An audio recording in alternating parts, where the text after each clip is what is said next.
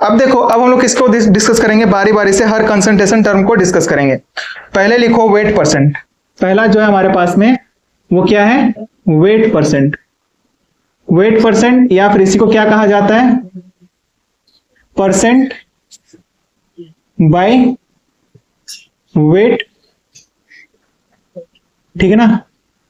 तो ये percent by weight होता क्या है, mass of solute present in 100 gram of solution. क्या लिखोगे आप, mass of solute in grams, mass of solute in grams present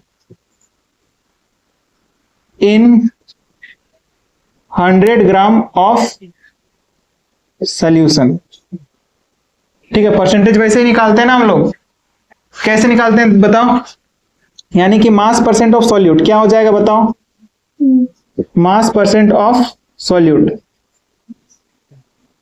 mass percent of solute क्या हो जाएगा बताओ, वेट जिसका हम लोग परसेंट निकालते हैं उसका मास कहां रखेंगे, ऊपर रखेंगे, नीचे में क्या हो जाएगा टोटल मास, यानी कि wait of solution, total weight बोल सकते हो, ठीक है ना।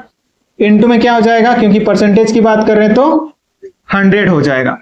और क्या इसको हम लोग मास फ्रैक्शन बोल सकते हैं, बोल सकते हैं कि नहीं बताओ, इसको हम लोग मास फ्रैक्शन बोल सकते हैं ना।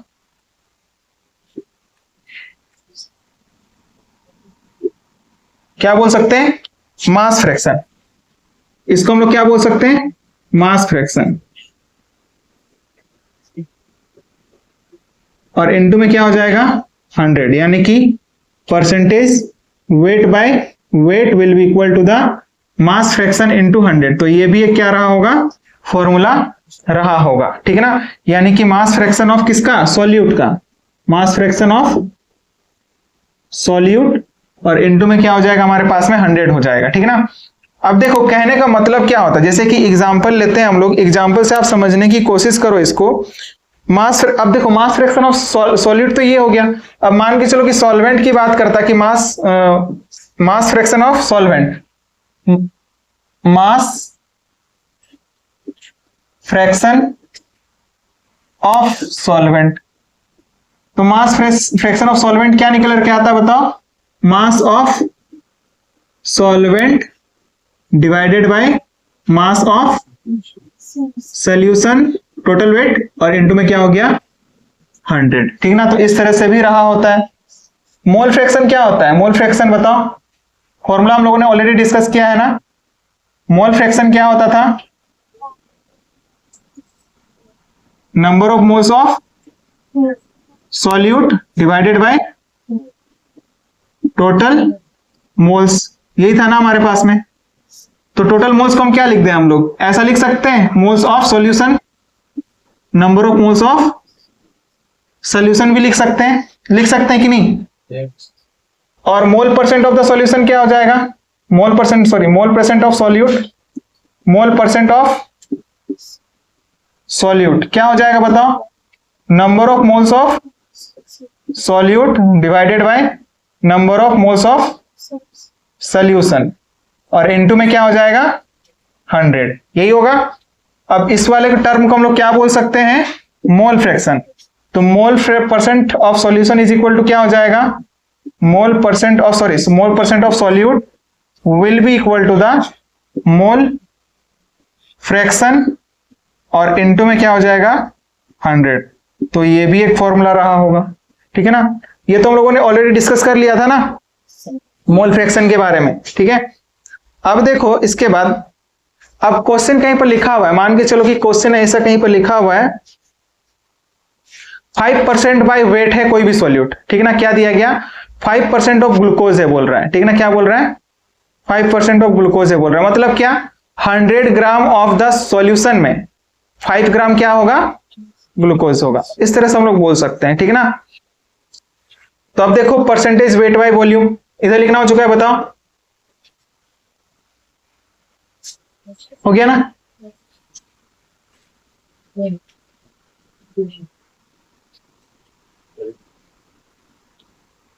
यानी कि कहीं पर अगर दिया गया है तो आप मान सकते हो कि टोटल जो वेट है सॉल्यूशन का वो कितना रहा होगा, 100 ग्राम रहा होगा। ठीक है, तो लिखो परसेंट वेट बाय वॉल्यूम। क्या लिखोगे, परसेंट वेट बाय वॉल्यूम। तो परसेंट वेट बाय वॉल्यूम ये हमारे पास में सेकंड कंसंट्रेशन टर्म जो कि हम लोग डिस्कस करने जा रहे हैं। तो इसका मतलब क्या हुआ, इसका मतलब ये है mass of solute in grams dissolved in 100 gram of solution, यही मतलब होता है इसका।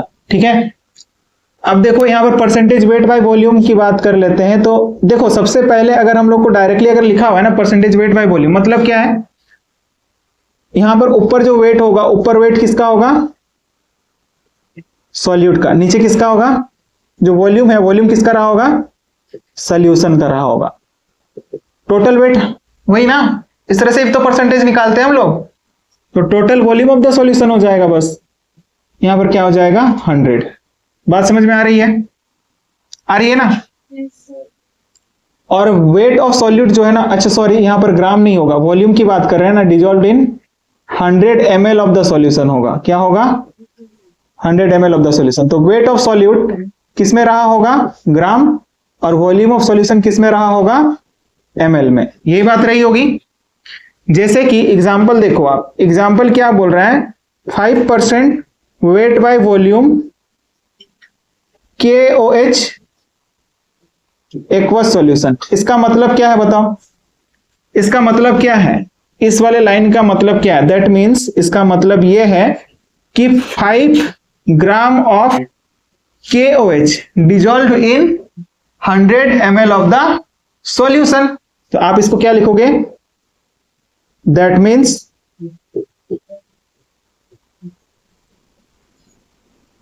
5 gram of KOH dissolved in 100 ml of solution। यही मतलब होता है किसका, परसेंटेज वेट बाय वॉल्यूम का। ठीक है, कोई दिक्कत इसमें नहीं ना, नहीं ना। अब देखो percentage V by V, next क्या है, परसेंटेज V बाई वी। इधर लिखना हो चुका है, हो चुका है ना।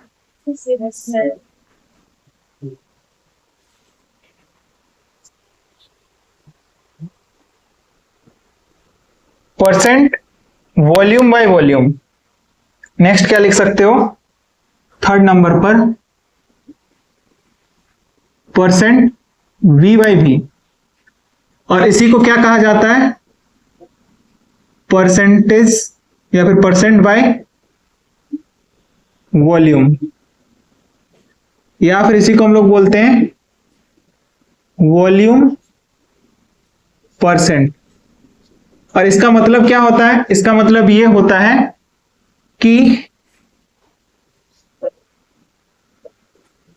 अमाउंट ऑफ सॉल्यूट किस में लेंगे हम लोग, क्योंकि वॉल्यूम की बात हो रही है ना, इन ml dissolved in 100 ml of solution. यही बात रही होती है क्या, परसेंटेज बाय वॉल्यूम की। तो फॉर्मूला क्या निकल करके आएगा, percent V by V will be equals to the volume of solute divided by volume of solution, और इनटू में क्या हो जाएगा 100। ठीक है ना, क्लियर है बात, कोई दिक्कत इसमें। एग्जाम्पल लेते हैं हम लोग, एग्जाम्पल क्या बोल रहा है, 3% V बाई वी प्रेजेंट है। क्या है, 3% V बाई वी प्रेजेंट है। मतलब क्या है 3% V by V, let suppose कोई सॉल्यूशन ले लिया हमने C2H5OH एक्वस। तो इसका मतलब क्या है, इसका मतलब ये है, that means that is 3 ml of C2H5OH present in 100 ml of solution, यही मतलब है ना। यानी कि जो अल्कोहल है वो 100 ml में कितना है, 3 ml है, यही मतलब होता है परसेंट का। ठीक है ना, क्लियर है बात। अब देखो इसके बाद कंसंट्रेशन टर्म क्या हो जाएगा बताओ। पार्ट्स पर मिलियन के बारे में बात कर लेते हैं। पार्ट्स पर मिलियन क्या होता है, लिखना हो चुका है, मिटा दो इधर।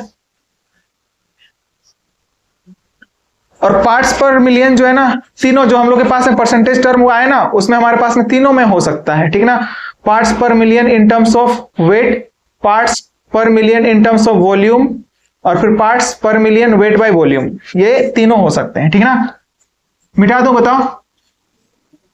हाँ,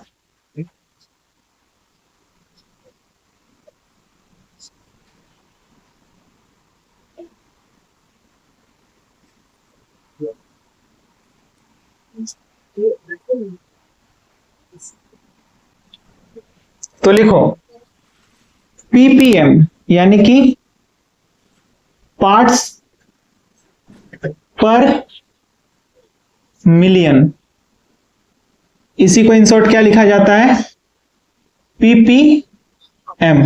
ठीक है ना, ppm का मतलब क्या होता है, जैसे कि अगर हम बात कर लें ppm क्या हो जाएगा, 3 टर्म्स में होगा। हमने कहा ppm weight by weight, ppm weight by volume, and ppm v by v, ये तीनों ही होंगे हमारे पास में। तो ppm वेट बाय वेट का मतलब क्या हो जाएगा, amount of solute in grams present in, क्या लिखोगे आप, अमाउंट ऑफ सॉल्यूट, किस में लेंगे हम लोग, ग्राम में। अमाउंट ऑफ सॉल्यूट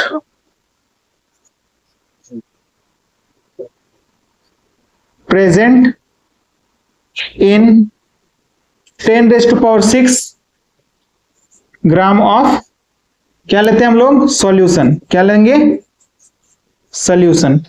तो फॉर्मूला क्या निकल करके आएगा बताओ, ppm weight by weight will be equals to the weight of solute, किसमें लेना है, ग्राम में, और नीचे क्या होगा, वेट ऑफ सॉल्यूशन। क्योंकि मिलियन की वैल्यू कितनी होती है, 10⁻⁶ होती है, तो इसीलिए यहां पर मल्टीप्लाई कितने से किया जाता है, 10⁻⁶ से। और अगर क्या होगा, बिलियन होगा, तो बिलियन की वैल्यू कितनी होती है, 10⁻⁹ होती है, तो वहां पर कितना से मल्टीप्लाई किया जाएगा, 10⁻⁹ से। तो यहां पर आप क्या लिख सकते हो बताओ, amount of solute in grams present in, यहां पर हम लोग लिख सकते हैं amount of solute in grams present in 10⁻⁶ ml of solution. ठीक है, और इसका जो फॉर्मूला है वो फॉर्मूला क्या निकल करके आएगा बताओ, ppm वेट बाय वॉल्यूम, तो क्या निकल करके आएगा बताओ, ppm weight by volume.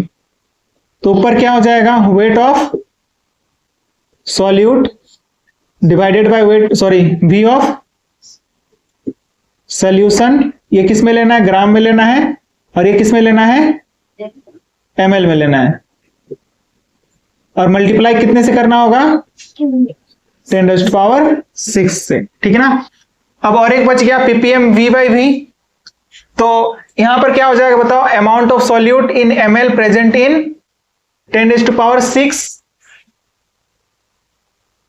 ml of solution, यानी कि 1 मिलियन ऑफ सॉल्यूशन में कितना ml ऑफ सॉल्यूट प्रेजेंट है, वो क्या होगा हमारे पास में, ppm v बाई v, यानी कि ppm v बाई v।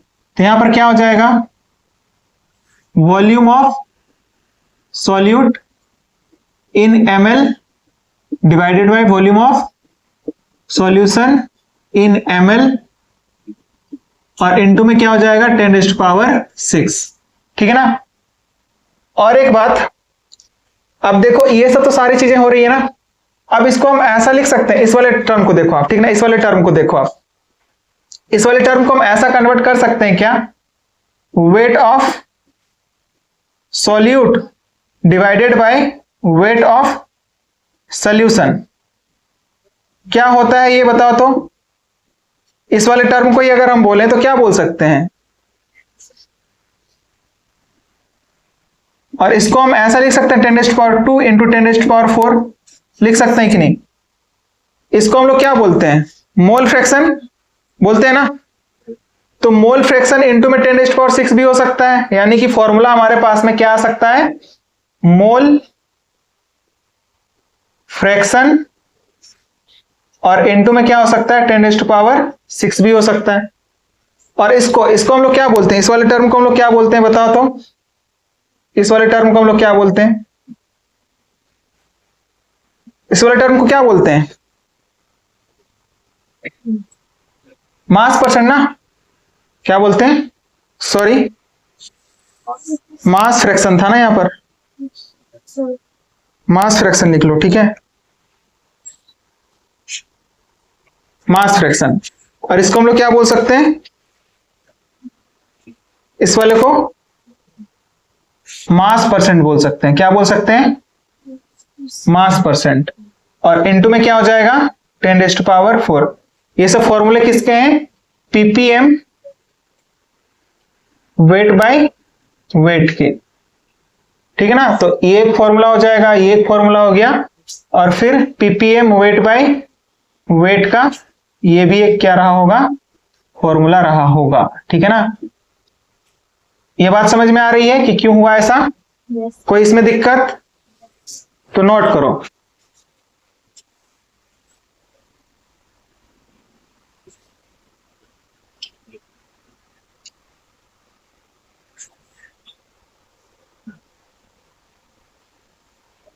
देखो और एक बात यहां पर नोट कर सकते हैं हम लोग कि अगर इन सारे केसेस में मास ऑफ सॉल्यूट अगर बहुत ही कम अमाउंट में रहा या फिर बहुत ही ज्यादा डाइल्यूटेड सॉल्यूशन मेंशन किया गया है क्वेश्चन में, तो वहां पर क्या हो जाएगा, mass of solvent will be equal to the mass of solution, ठीक है ना। तो नोट में इस बात को लिखो, क्या बात लिखोगे, if solution is very diluted or mass of solute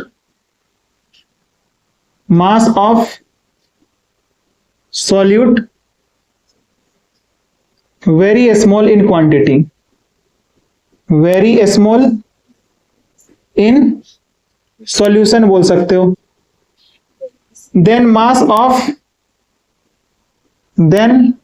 of solute जो होगा उसको क्या कर दिया जाएगा, नेग्लिजिबल, इज नेग्लिजिबल।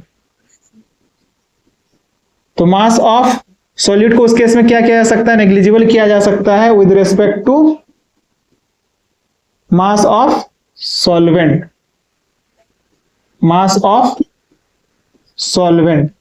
और इस केस में हमारे पास में जो फॉर्मूला निकल के आएगा, इस वाले केस में फॉर्मूला जो निकल के आएगा, ppm mass of solute, volume भी हो सकता है, ठीक है ना, कोई दिक्कत वाली बात ना है, बहुत ही कम अमाउंट में होनी चाहिए वो, ठीक है ना, वेट ऑफ सॉल्यूट, और नीचे में यहां पर सॉल्वेंट की जगह पर क्या लिख सकते हैं, यानी कि यहां पर हम लोग क्या लिख सकते हैं बताओ, इस लाइन के अकॉर्डिंग हम लोग क्या लिख सकते हैं, मास ऑफ सॉल्यूशन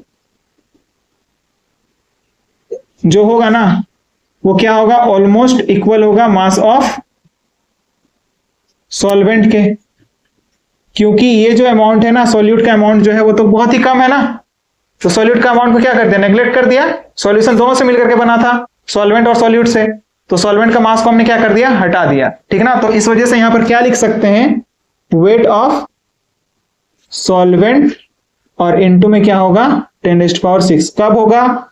जब हमारे पास में बहुत ही कम अमाउंट ऑफ सॉल्यूट प्रेजेंट होगा, या फिर बोल सकते हो क्या, बहुत ही डाइल्यूटेड सॉल्यूशन होगा, फॉर वेरी डाइल्यूटेड सॉल्यूशन। ठीक ना, यहां पर गौर करने वाली बात है, इस बात पर गौर करना। ठीक ना, वेट ऑफ सॉल्वेंट। तो आप क्या लिखोगे यहां पर, ये किसके लिए एप्लीकेबल होता है? For very diluted solution. बहुत ही जो डाइल्यूटेड सॉल्यूशन होगा उसी के लिए क्या होगा, ये एप्लीकेबल रहा होगा। ठीक है, क्लियर है बात? कोई दिक्कत इसमें नहीं ना? अब देख लेते हैं पार्ट्स पर बिलियन को। पार्ट्स पर बिलियन में कुछ नहीं, वही होगा। यहां पर मैं सारे फॉर्मूले में चेंज कहां पर आएगा उसको देख लेंगे हम लोग। ठीक है ना, बोलो लिखना हो चुका है उधर? अब देखो, सारे फॉर्मूले में चेंज कहां पर आएगा उसको देख लेते हैं।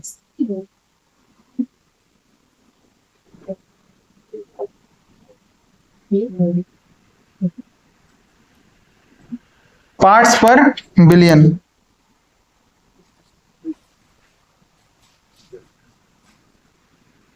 मिलियन की जगह पर क्या कर दोगे? बिलियन। तो पीपी क्या हो जाएगा? बी। तो PPB, weight by weight, PPB weight by volume, PPB volume by volume. ठीक है ना, यानी कि मतलब क्या हुआ कि amount of solute present in million gram और ml ऑफ द सॉल्यूशन, है ना, यही बात हो गई। अगर वेट रहा होगा तो हम लोग उसको बार बार लिखने की जरूरत ना है, तो आप ऐसा लिख लो direct formula, PPB is equal to क्या हो जाएगा? Weight by weight. Weight by weight के टर्म्स में क्या आ जाएगा बताओ? Weight of solute divided by weight of solution into में क्या हो जाएगा? 10⁻⁹। अब इसी को अगर हम लोग को फिर से वही मोल फ्रैक्शन में बदलना हो तो इसको हम लोग क्या बोल सकते, सॉरी मास फ्रैक्शन, तो इसको हम लोग क्या बोल सकते हैं? मास फ्रैक्शन बोल सकते हैं। तो मास फ्रैक्शन इनटू में क्या हो जाएगा? 10⁻⁹ होगा कि नहीं? होगा ना। और अगर मास परसेंट में कन्वर्ट करना चाहें तो हम लोग इसको ऐसा लिख सकते हैं, wait of solute divided by weight of solution into में क्या हो जाएगा? 10⁻² इंटू 10⁻, कितना हो जाएगा? 7। तो इस वाले पूरे टर्म को हम लोग क्या बोल सकते हैं बताओ? मास परसेंट। मास परसेंट बोल सकते हैं या फिर परसेंटेज बाय मास बोल सकते हैं। तो मास परसेंट इनटू में क्या हो जाता है? 10⁻7 आ जाता है। ये क्या होता है? PP B weight by weight. बताओ ये बात क्लियर है? तो ये एक फॉर्मूला हो गया, ये एक फॉर्मूला हो गया, और ये एक फॉर्मूला हो गया, PP B weight by weight. ठीक है, अब देखो इसको डिस्कस करते हैं। पीपीबी वेट बाय क्या लिखा हुआ है? वॉल्यूम। ठीक है ना, तो इसको लिखो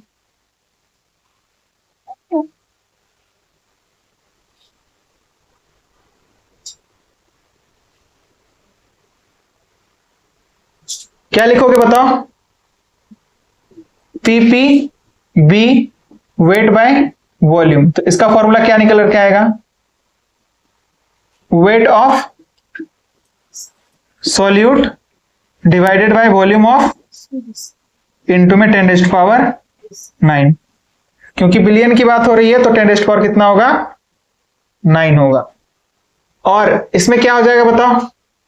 अगेन यहां पर हम बदल दें डायरेक्टली, पीपीएम के जगह पर हम क्या कर दिए? PPB V by V. तो यहां पर क्या हो जाएगा? 10⁻⁹। ये फॉर्मूला आएगा। फिर से वही बात कि अगर क्या होगा हमारे पास में, wait of solution, sorry weight of amount, wait of solute या फिर मास ऑफ सॉल्यूट जो है बहुत ही कम क्वांटिटी में होगा या फिर वेरी डाइल्यूटेड होगा। इन दैट केस हम लोग जो सॉल्यूशन का मास है उसकी जगह पर क्या ले सकते हैं? मास ऑफ सॉल्वेंट ले सकते हैं। क्या ले सकते हैं? मास ऑफ सॉल्वेंट। ठीक है, ये बात अपने को ध्यान में रखना है। ठीक है, नोट करो फटाफट।